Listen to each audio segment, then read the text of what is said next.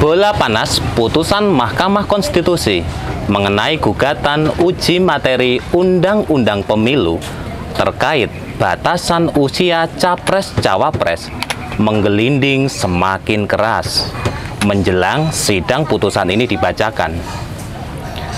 Rencananya, sidang pengucapan putusan bakal dilaksanakan pada Senin 16 Oktober 2023 pukul 10 waktu Indonesia Barat. Nah, sidang putusan uji materi ini menjadi sorotan tajam berbagai pihak.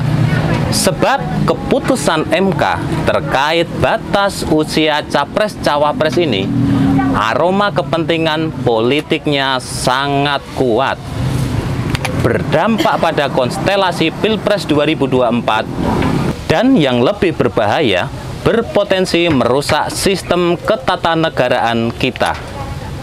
Mengingat, satu, patut diduga ya, uji materi batasan usia Capres-Cawapres ini diajukan hanya demi memuluskan langkah seseorang, yaitu Gibran Rakabuming Raka, yang digadang-gadang menjadi Cawapres Prabowo di Pilpres 2024. Yang kedua, etika politik dan konflik kepentingan, di mana Ketua MK Anwar Usman adalah adik ipar Presiden Jokowi.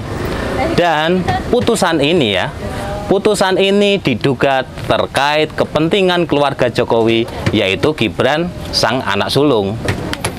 Yang ketiga, sidang putusan ini terkesan lambat. Dilaksanakannya mendekati batas pendaftaran calon presiden dan calon wakil presiden. Padahal kita tahu permohonan uji materi ini sudah diajukan sejak lama. Nah, menurut saya ya, bola liar ini sekarang ada di tangan Presiden Jokowi. Sebab menjelang akhir jabatan beliau, seandainya ini ya, Gibran bersedia diusung sebagai cawapres berdampingan dengan Prabowo, saya sangat khawatir ini akan menjadi tsunami politik yang berpotensi mengganggu stabilitas nasional. Pak Jokowi, apa kabar? Politik itu asik. Saya Vincent Apri, inilah Kopdar.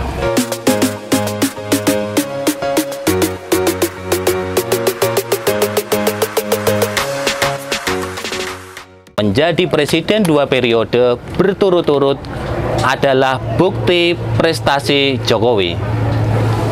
Tentulah beliau adalah seorang politisi ulung.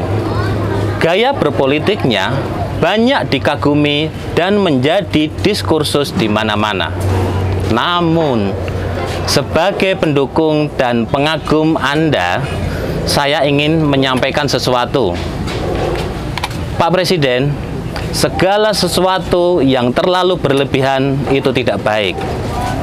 Ngono ya ngono, neng ojo ngono. Itu istilah orang Jawa menyebut. Pondasi yang Anda bangun selama hampir 10 tahun untuk membawa Indonesia maju bisa berdiri sejajar dengan bangsa besar di dunia. Pembangunan yang masif merata di seluruh Indonesia. Mega proyek kereta cepat IKN yang berhasil dibangun tidak dipungkiri adalah prestasi besar seorang Jokowi. Namun, jangan sampai prestasi yang Anda bangun tersebut dicederai oleh ambisi kelompok tertentu yang justru nantinya bisa menjadi bumerang bagi Anda. Ambisi berkuasa dengan mendorong keluarga Anda untuk naik ke kepemimpinan nasional, namun dengan cara-cara yang tidak elok. Menurut saya ya, biarkan saja Mas Gibran berproses. Tidak perlu dikarbit dan dipaksakan menjadi cawapres. Sebab isu ini sangat-sangat sensitif. Bagaimana tidak sensitif? Gibran adalah anak Jokowi. Kemudian yang mengajukan gugatan batasan usia capres-cawapres, meskipun ya namanya adalah perorangan, mereka ada dari Gerindra dan PSI. Gerindra adalah partai pengusung Prabowo yang juga digadang-gadang akan mengusung Gibran sebagai cawapres. PSI, ketua umumnya Kaisang, anak bungsu Jokowi. Lalu, ketua MK yang akan memutuskan gugatan ini adalah adik iparnya Jokowi.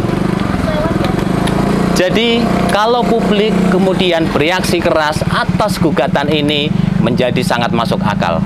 Bahkan, Bivitri Susanti, ahli hukum tata negara, secara tegas mengatakan dalam salah satu wawancara dengan stasiun televisi, penggunaan cabang kekuasaan yudikatif untuk memaksakan perubahan sistem ketatanegaraan secara mendadak patut dikritisi. Sebab ini adalah cara-cara yang tidak etis. Apalagi keputusan ini hanya menguntungkan salah satu pihak saja dan akan dibacakan menjelang pendaftaran capres-cawapres alias di saat injury time. Bagaimana menurut teman-teman? Pernyataan Bivitri Susanti tadi sudah jelas, sangat tegas, dan itu harusnya sudah bisa menjadi perhatian pemerintah juga. Bahkan Menko Polhukam sekaligus mantan Ketua Mahkamah Konstitusi menilai MK tidak berwenang mengubah aturan terkait batas usia capres-cawapres. Mahfud mengatakan, Undang-Undang Pemilu hanya boleh dirubah oleh DPR dan pemerintah selaku positif legislator. Kembali ya, menurut Mahfud, aturan tersebut merupakan kebijakan hukum terbuka atau open legal policy. MK yang berstatus negatif legislator tidak bisa menambahkan aturan baru itu ke undang-undang. Banyak pihak pun juga ikut bersuara agar Hakim MK saat ini bisa mengambil keputusan dengan bijak dan tetap menjaga independensi marwah MK sebagai lembaga yudikatif yang bebas dari campur tangan politik. Dan lebih dari itu semua, kita pun perlu waspada terhadap manuver kelompok yang mendorong Gibran untuk menjadi cawapres Prabowo. Kita semua paham, dan kita harus paham, Jokowi adalah kader PDIP.